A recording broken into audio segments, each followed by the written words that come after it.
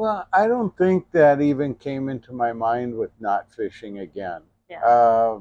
When you have a passion, you need to act on your passion and uh, do it the best way you can do it. And like I said, you need to adjust to the conditions, just Hmm. like the skipper would do, adjusting to, water conditions, fishing conditions. If something doesn't work, then you try something else. Welcome back to our channel, guys. We have a super special episode for you today. We had the opportunity to have Lee fish aboard with us, and it was just super inspiring, and we wanted to share it with you all. Hope you enjoy. We were getting ready for a 2.5 day to depart, and one of Lee's two friends that he came on the boat with comes up to me and goes, "This is my friend Lee right here. Lee is 100% blind. Before we start letting other passengers on, Lee would like to board the boat and tour it to get familiar with the space and all the steps and up and down the rails and all that good stuff." So we let Lee board early, and we took our time walking around with him and showing him the boat up and down the rail, the galley space, the entrance into the bunk room, the bait tank, everything that a passenger would need to know and familiarize himself with the boat that someone with vision doesn't really think about.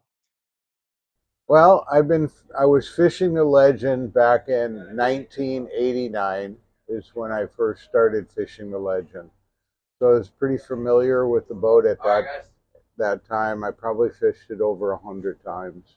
Okay. I came with two of my friends from Las Vegas, get out of the heat, and have a few days of R&R. And as it turned out, it was unbelievable. What a trip!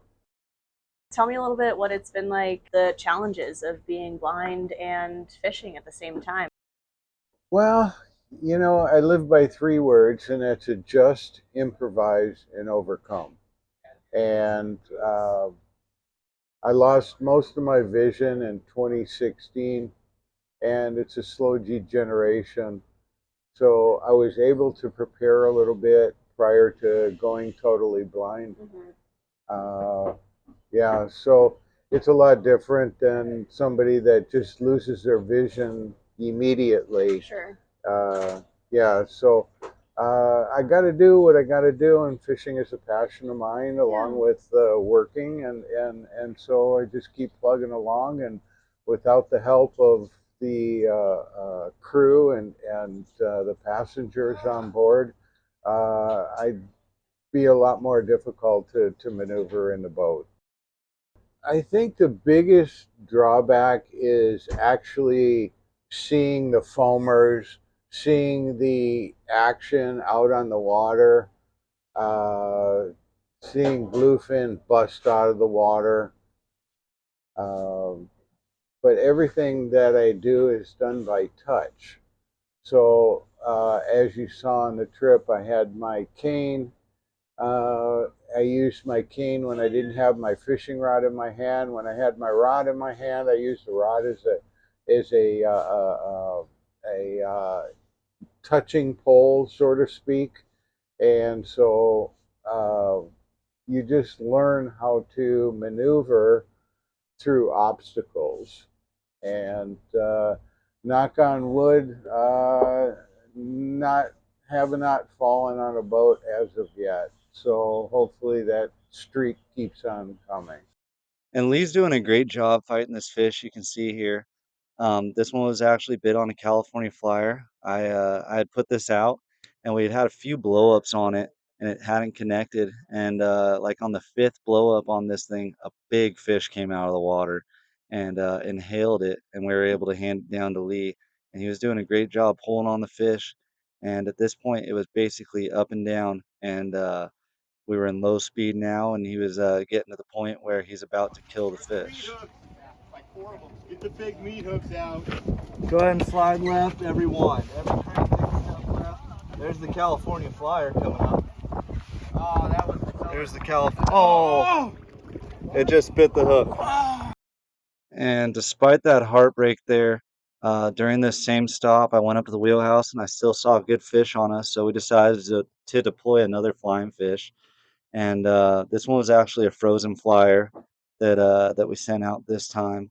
And it wasn't but a few minutes later that we got a blow up, and it stuck on the very first blow up, and we were able to get Lee on another fish. It's taken quite a lot of line there, you can see, and I think he could probably hear and everybody talking, about how much line it's taken. So I don't think his intention was to thumb the spool by any means, but just kind of, get a feel for what was going on. Yeah, this fish was ripping and shaking hard, and then right here you can see I reached in and I popped it out of low speed for Lee for a second because the fish was kind of up on the surface and moving.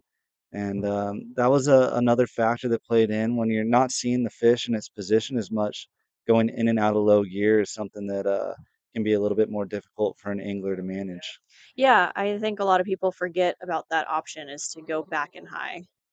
And you can see the second fish here is again once up and down. So, and Joey has a gaff there and Keegan too. Oh, three gaffs. Yeah, we're in the final part of this fight. He's got it in low gear on the rail here where the boat flares out, and he's doing a good job making that fish spin and listening to direction, and he lays the fish out perfectly for us here. Oh man, how stoked was he? I don't think Lee was as stoked as the rest of us. At this point, the whole boat had just kind of stopped, and they were watching Lee and rooting for him, and it was a pretty fun experience all in all.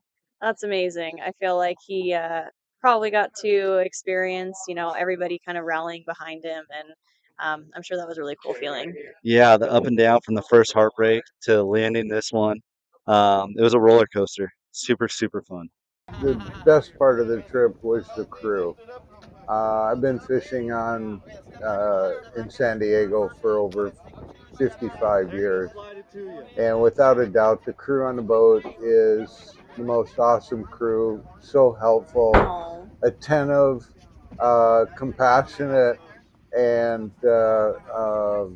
very advantageous to be on this boat.